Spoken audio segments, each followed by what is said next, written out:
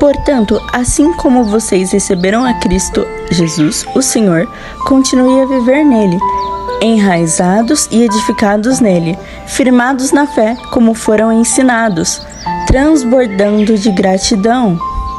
Colossenses 2, do 6 ao 7.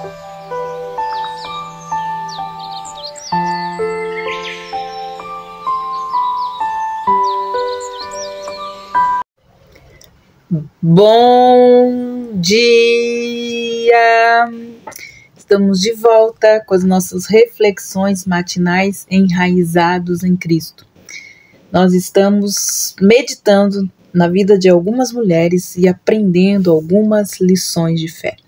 E hoje nós vamos falar sobre isso.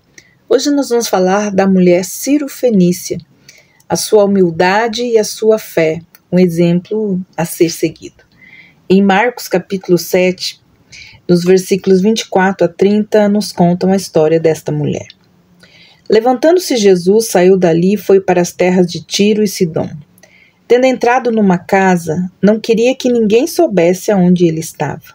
No entanto, não pôde ocultar-se, porque uma mulher cuja a filhinha estava possuída de espírito imundo, logo ouviu falar a respeito de Jesus.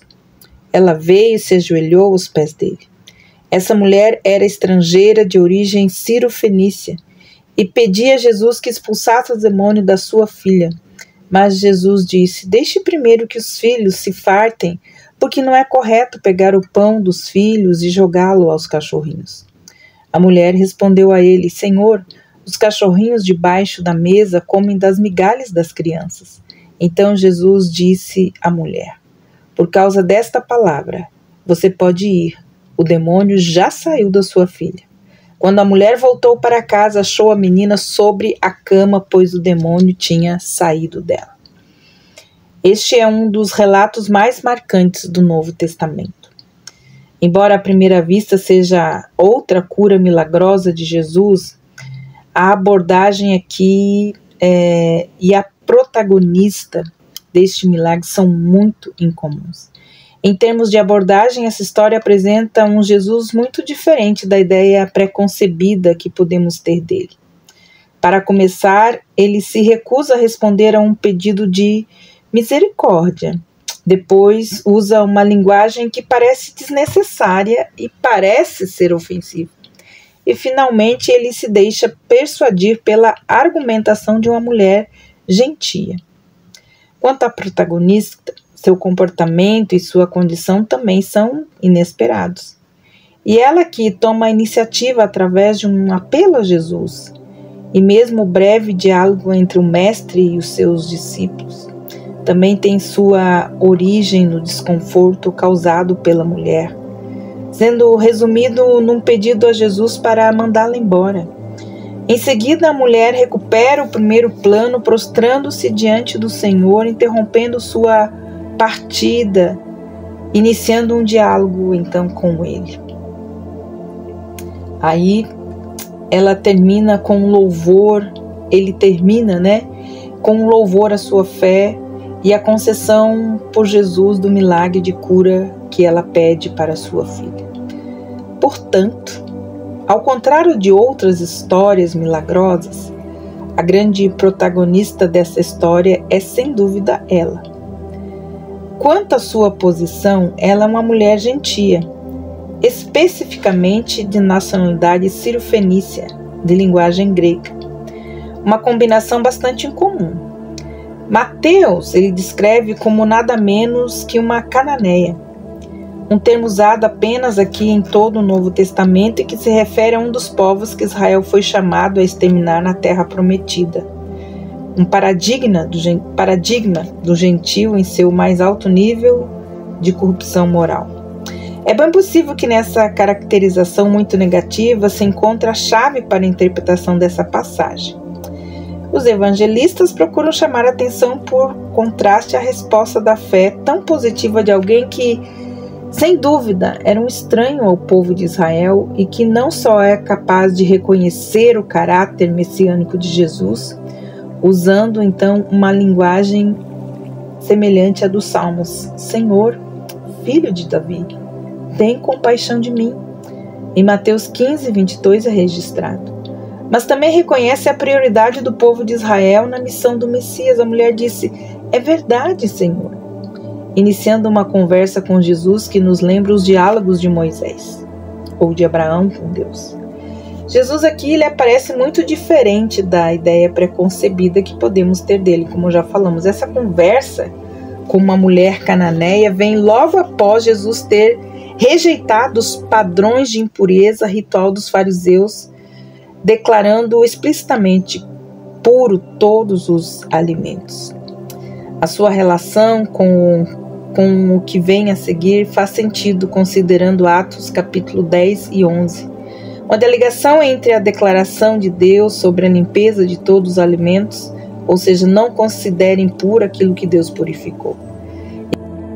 Jesus ele já demonstrou no episódio da cura do servo do centurião que não é preconceituoso contra os gentios.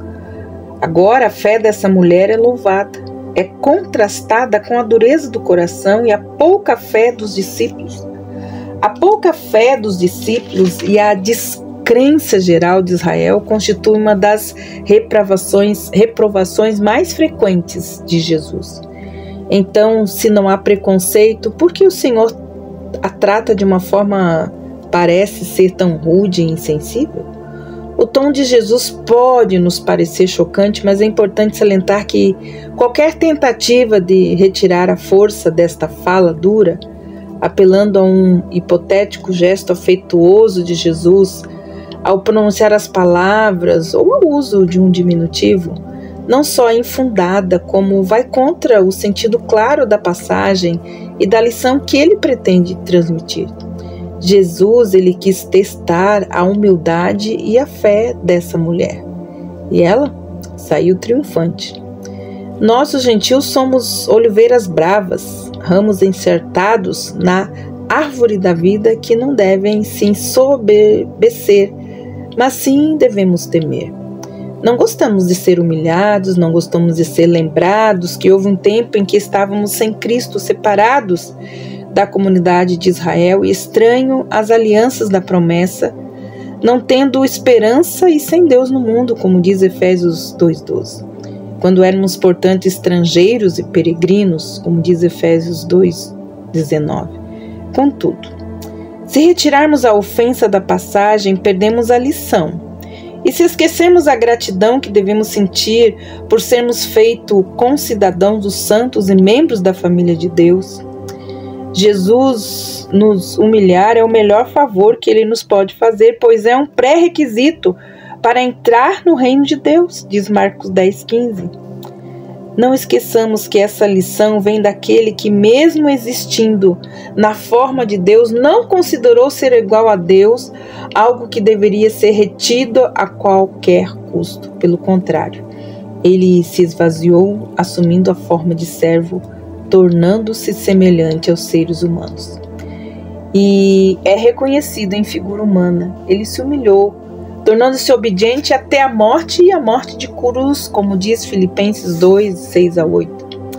Daquele que por amor a nós se tornou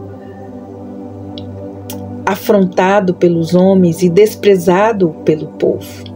E daquele que proclamou que quem se exaltar será humilhado e quem se humilhar será exaltado. Jesus ele quis testar a humildade e a fé dessa mulher e ela saiu triunfante. Aquela mulher estrangeira deu uma grande lição de fé, de humildade e perseverança aos discípulos e também a todos nós. Além disso, ela se tornou uma repreensão viva à atitude de Israel para com Jesus. E ainda hoje nos fala poderosamente da forma como Deus honra a humildade e aqueles que confiam nele. Honra a humildade e a confiança nele. Portanto, aquele que se humilhar, como esta criança, este é o maior no reino dos céus. Marcos 18:4. Amados, que Deus abençoe você. Nós possamos então entender como o Senhor, Ele nos abençoa quando nós somos humildes em reconhecer nossa dependência de Deus e que entendermos que a humildade, ela é o primeiro princípio para aquele que quer entrar no reino dos céus.